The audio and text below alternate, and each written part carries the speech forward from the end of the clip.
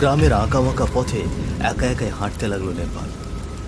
কি অদ্ভুত কাণ্ড রে বাবা, সবই যে ভুতুরে কাণ্ড মনে হচ্ছে। কি সর্বনাশের ভুলে যে আমি ওই লোকটার বাড়িতে গিয়েছিলাম। শুরু থেকেই খটকা লাগছিল, কেমন তেল মাখানো কথা বলছিল। যাকে বাড়ি থেকে বেরোতে তো পেরেছি, সেটাই অনেক। এখন শুধু কোনোভাবে বাড়ি ফিরতে বলেই রক্ষে। কিন্তু এদিকে ঝড় বৃষ্টি তো থামারই নাম নিচ্ছে না। আজ নিশ্চয়ই ভিজতে ভিজতে শরীরে জ্বর এসে যাবে। নেপাল নিজের মনে সব বলতে বলতে সামনে এগিয়ে চলছিল। এদিকে প্রচণ্ড ঝড় বৃষ্টি আর তীব্র বজ্রপাতের শব্দ চারপাশ কাঁপিয়ে তুলছে। তার দুই পাশে ঘন জঙ্গল, সারি সারি গাছ, আর সেই জঙ্গলের ভেতর থেকে ভেসে আসছে হু হু করে শিয়ালের ডাক, যা অন্ধকার রাতটাকে আরো ভয়ঙ্কর করে তুলছে। চারপাশে শিয়ালগুলো কেমন ডাকছে রে বাবা, মনে হচ্ছে যেন দৌড়ে এসে মাংস ছিঁড়ে খাবে। নেপাল নিজ মনে বলতে বলতে হাঁটছে।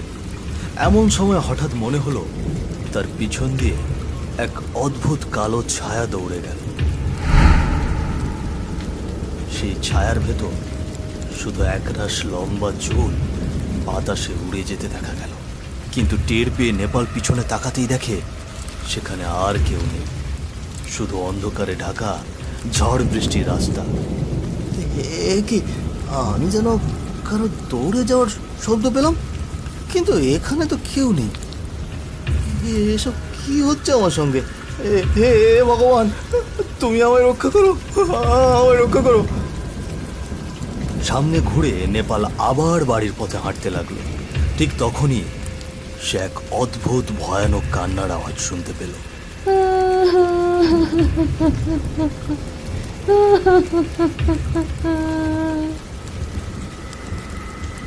এটি শুনে তার ভয় আরো বেড়ে গেল এবং সে প্রচন্ডভাবে ঘাবড়ে গেল।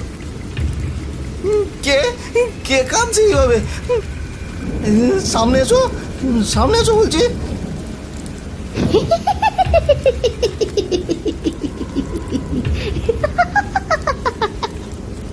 এমন সময় কান্নার শব্দ বদলে তীব্র ভয়ঙ্কর হাসির আওয়াজ চারিদিকে ভাসতে লাগলো। এটি শুনে নেপালের চোখ হঠাৎ একটি গাছের ডালের দিকে গেল। সে দেখল এক ভয়ঙ্কর পেতনি বসে আছে। পুরো শরীর নীলচে, মুখ থেকে জিভ ঝুলছে, চুল ও পা এতই লম্বা যে গাছ থেকে যেন মাটির দিকে ঝুলছে। তার চোখ একদম লাল, আগুনের মতো জ্বলছে। এই দৃশ্য দেখে নেপাল থরথর করে কাঁপতে লাগলো। সে কি করবে কি করবে না কিছুই ভাবতে পারছিল না। ওরে বাবারি, এ যে আস্ত একটা পেতনি। না না, আমাকে এখনই পালাতে হবে, পালাতে হবে। কি বললি তুই? তুই পালাবি?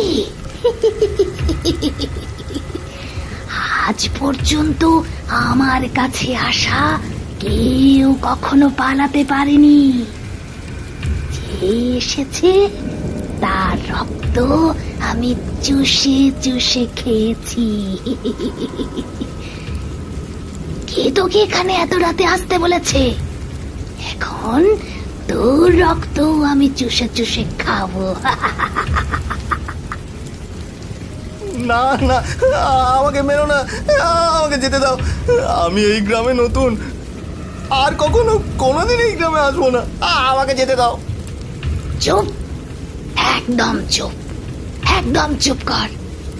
খিদে খিদে, অনেক খিদে আমার।